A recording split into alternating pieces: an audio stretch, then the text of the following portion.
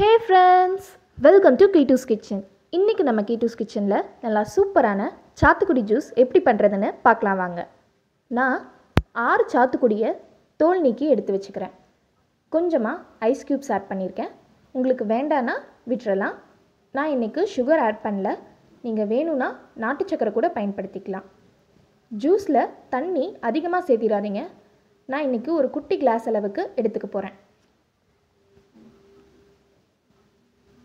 சாத்துக்குடி ஜூஸில் கார்போஹைட்ரேட்ஸ், கொழுப்புச்சத்து இதெல்லாம் கம்மியாக இருக்கனால உடம்புக்கு ரொம்பவே நல்லதுன்னு சொல்கிறாங்க. விதைகள் அரைப்படாமல் அடிச்சுக்கோங்க, அப்போ தான் ஜூஸில் கசப்பேறாது. ஜூஸை நல்லா வடிகட்டிக்கோங்க, ஒரு ஸ்பூன் அல்லது கரண்டியால்.